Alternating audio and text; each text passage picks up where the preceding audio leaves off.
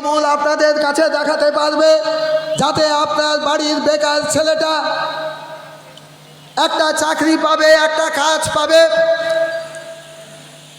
তার কোনো দিশা নেই।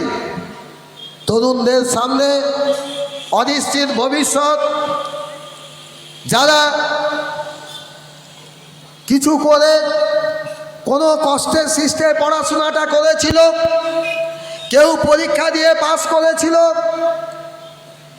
সে 48 পেয়েছিল, কিন্তু 3 পেয়ে 53 হয়ে গেছে, শূন্যটা 50 হয়ে গেছে। ওএমআর সিটে সে নিচে নেমে এসছে, তার চাকরি হয়নি। যারা মায়ের গয়নাগাটি বিক্রি করে, জমি বিক্রি করে, সব সঞ্চিত অর্থ দিয়ে ভাবলো চাকরিটা আমি কিনে নেব, সেও আজকে দিশেহারা। কয়েকটা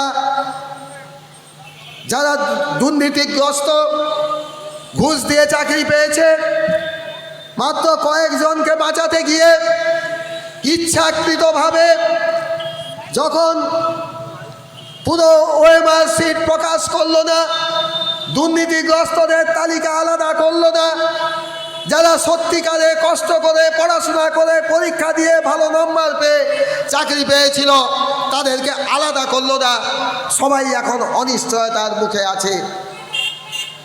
তার জন্য এই রাজ্য সরকার কি উত্তর দেবে? বন্ধুগণ, আজকে দ্রব্যমূল্য বৃদ্ধি হয়েছে, জিনিসপত্রের দাম বেড়েছে, ওষুধ কিনতে যাচ্ছেন, একজন বাবা ভাবছেন যে ছেলেটার জন্য আমি বেবি ফুড কিনবো না, মা অসুস্থ হয়ে পড়ে আছেন তার জন্য ওষুধ কিনবো।